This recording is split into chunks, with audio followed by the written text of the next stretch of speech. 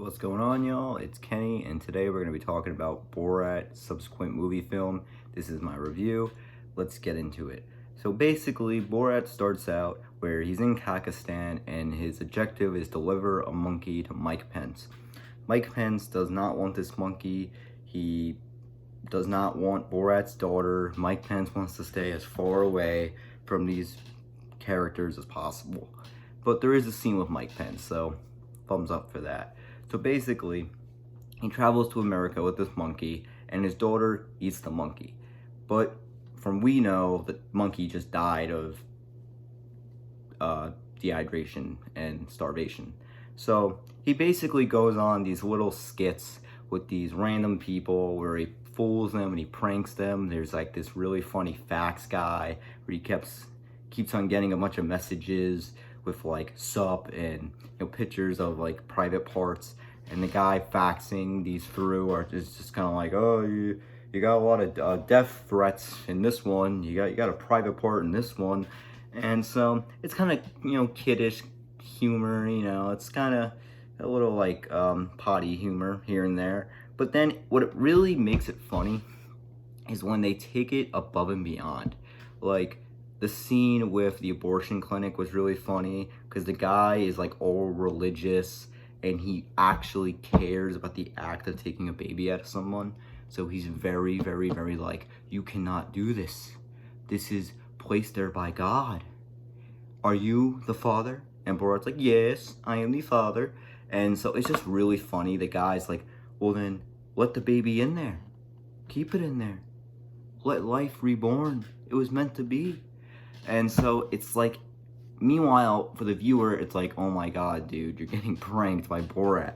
But the viewer, you don't know if it's fake or real or not sometimes. There's a couple characters and there's a couple scenes that really question whether this movie was fully staged or barely staged.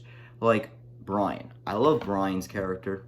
He plays like a computer technician guy who sells phones to Borat, and that's probably his actual job. And he's actually called Brian, and he actually probably thought that when Borat walked in that he was an actual European guy. But what was funny about this whole scene was that I guess over time they start to realize, oh, I'm getting pranked right now. So what he kind of did was they switched his character from like, all right, you're just some dumb guy getting pranked by Borat, to an actual character in the movie. Because then once Borat goes back to Pakistan, in the end, you see him talking to Brian, like, and Brian's like, here is my leader, here is my Pakistani leader who I worship to. And so when you see that scene, and then you go back to the computer scene, you think, okay, he must have gotten pranked, must have started to realize something was up, and then they were like, hey Brian, you're gonna be in this multi-million-dollar movie, do you wanna have another part, we'll pay you. Same thing with the black woman. She, gets Tuta invited to her house to babysit, and it's almost like, what the hell, why is she on a chain, why is she in a cage, what's going on here, why are you like so weird and European, and you're speaking in this weird accent, I am Borat. And then like, I think after the day of babysitting, she realizes, okay, something's up, the daughter, it wouldn't act like this on purpose, the dad clearly has some sort of gimmick going on. And then they kind of got her for two other scenes in the movie later on, so that kind of makes the first scene seem a lot less real. But I think they are real scenes, just sort of dragged out so much to where it's like, it's real, it's kind of real, the actor starts noticing it's not real, and then the actor is in a fake scene where it's just they know what's going on. I also feel like the whole quarantine 5-day thing with the rednecks, I think that was kind of fake.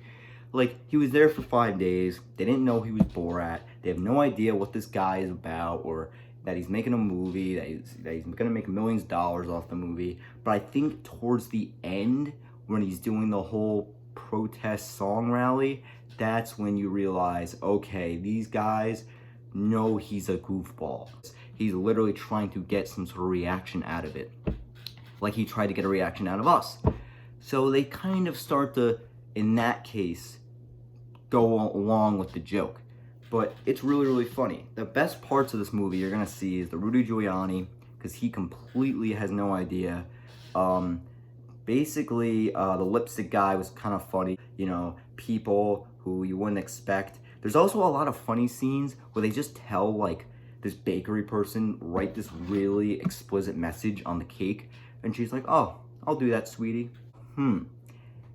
Is it funny that the person actually just goes along with it and just writes whatever Borat wants them to write down? Or is it funny that Borat is suggesting them to write something this explicit on a cake? That's where you can sort of make your own joke out of some skits. Where Borat's like, the Holocaust never happened? Oh no, that's terrible. And it's like, some people actually would get sad if it never happened. And it makes you open your eyes to the corners of America that people, you know, everyone goes to Las Vegas, Los Angeles, New York. These are like the, you know, the top spots. You know, North Carolina, if you're trying to retire, Florida, if you're an old person. But then you have like all these other states no one talks about, no one goes to, and this really opens up their values for that state. I wouldn't be surprised if some of the governors for these states were like, oh my God, this is how our people act at rallies. Some of them might be okay with it. Some of them might be like, oh, we're never doing this again. We're going to be more Democrat from now on. So it really changes, you know, your ways of thinking about America. But it's a funny ass movie. I'd probably rate it like a 7 out of 10, 8 out of 10. Again, there's probably 30 minutes of it where it's like, eh, and then there's a good hour of it where it's good. And that's basically the whole runtime, an hour and 30 minutes. So I hope you guys enjoyed this review. If you want to see more, there'll be more. Peace.